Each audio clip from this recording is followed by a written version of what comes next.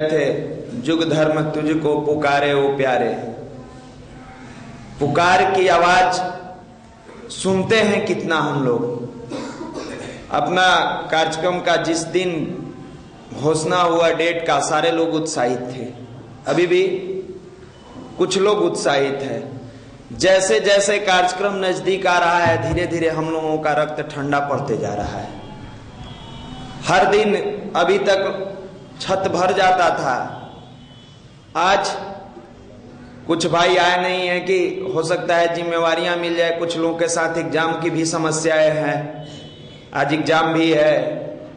लेकिन जिस समय राम वनवास जाने लगे उस समय उन्होंने ये परवाह नहीं किया कि युद्ध को जिताने में कौन कौन लोग साथ देंगे, क्या नल नील साथ देंगे कि नहीं, रिक्ष बानर भालू साथ देंगे कि नहीं। उन्होंने पहले लोगों से कहा कि लंका पर विजय प्राप्त करना है। लोग ने सुनकर मजाक उड़ाया।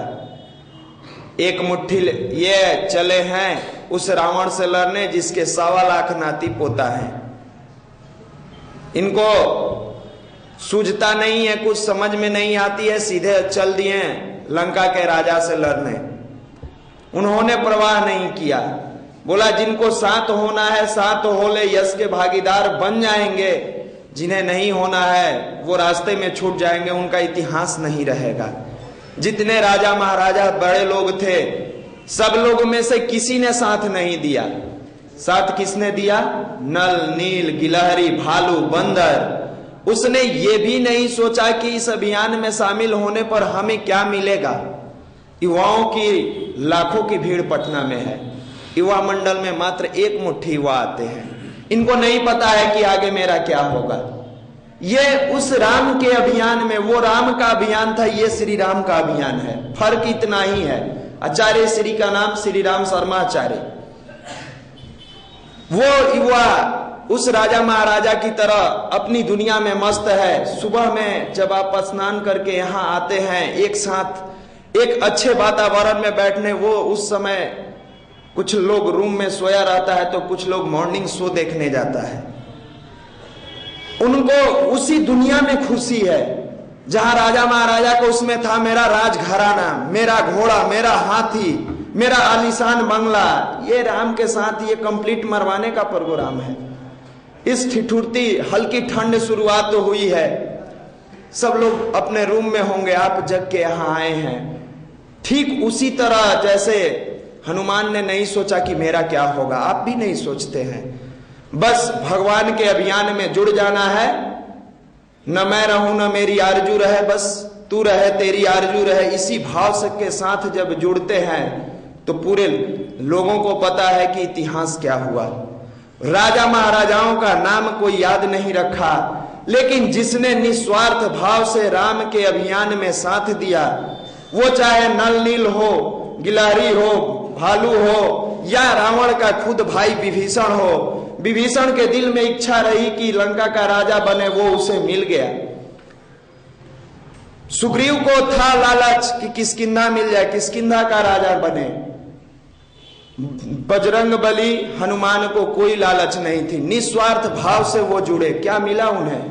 आज जितना मंदिर राम का नहीं है आपके पूरे हिंदुस्तान में, उससे कई गुना ज्यादा हनुमान का मंदिर है। जो निस्वार्थ भाव से जुड़ा उसे दुनिया में सबसे ज्यादा मिला।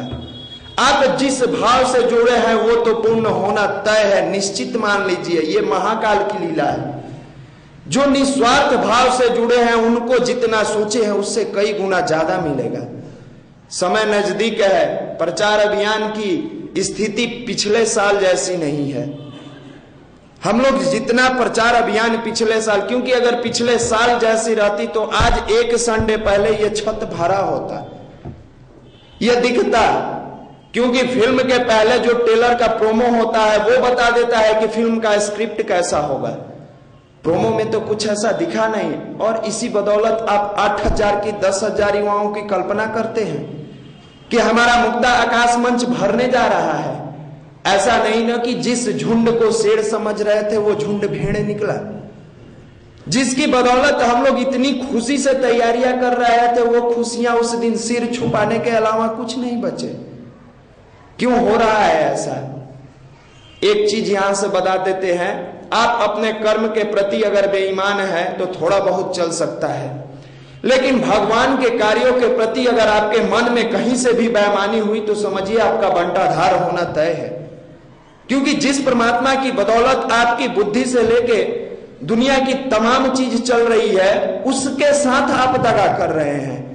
गुरु जी के साथ जुड़े, गुरु जी अच्छा नंबर ला दीजिए, गुरुदेव ने आपकी भावनाओं का कद्र किया, आप डिप्रेशन में थे, उससे उबारने का प्रयास किया। जैसे ही इन्होंने आवाज लगाया, बेटा 16 दिसंबर को उन स्लम एरिया के बच्चों जिसको छूने के लिए कोई छूने को तैयार नहीं है, उन बच्चों के गार्जियन रात में बोतल शराब पी के आते हैं और उस बच्चा को प्यार नहीं मिलता है। वो मेरा बच्चा है, वो भगवान का बच्चा है, उसका कार्यक्रम मैं कर रहा हूं। तो जाकर लोगों से आवाज लगा देना कि एक बार आ जाइए, आपकी जिंदगी के भी कुछ टिप्स मिलेंगे और समाज के उन बच्चों का सम्मान होगा जिसको छूने के लिए कोई तैयार नहीं है। उन्होंने आवाज लगाई, आपका अपना स्वार्थ सिद्ध हुआ और उनकी आवाज में कोई युवा नहीं है जो खड़ा होके भागीदार बने और उनके दर्द को सहे। तो पिता के सीने से लग के पैसा खींच के तो आपने सुख भोग लिया, और जैसे पिता की जरूरत पड़ी सीधे कलेजा में खंजर मार दिया। कैसा है ये पुत्र जिसको अपने पिता के प्रति ममता नहीं है, जिसको अपने पिता के प्रति दर्द नहीं है, उस गुरु के प्रति दर्द नहीं है जिसने इतने भाव से, इतने समर्पण के साथ और इतने प्यार से आपको उस डिप्रेशन, टेंशन और प्रेशर और दुनिया की वातावरण से निकाल के अपनी गोद में बैठाया। जिस छत पर आप बैठे हैं वो छत नहीं है, ये आचार्य श्री और वंदनीय माता जी का गोद है, जहां प्राण प्रवाह बनता है और अपने पुत्रों को संवारने का काम करते हैं। अपने दिल पे हाथ रख कर टटोल लीजिए कि कितना ईमानदार आप हैं, और क्या इसी ईमानदारी की बदौलत आपको फल चाहिए? घोषणाएं होती हैं, तालियां बज जाती हैं, हाथें उठ जाती हैं, लेकिन रिजल्ट के नाम पर जीरो है। इसी के बारे में आगे की चर्चा को कैसे बेहतर करें, मात्र 5 दिन बच गया है। हम बुलाएंगे अपने वरिष्ठ भाई आदरणीय उज्जवल भैया को कि युवाओं को बताए कैसे करें और कितनी बेहतरीन तरीका से करें कि ये 5 दिन हमारा बेहतर हो और आने वाला 16 दिसंबर इतिहास छोड़ के जाए कि ऐसा कार्यक्रम हमने नहीं देखा। हम बुलाते हैं अपने आदरणीय उज्जवल भैया को।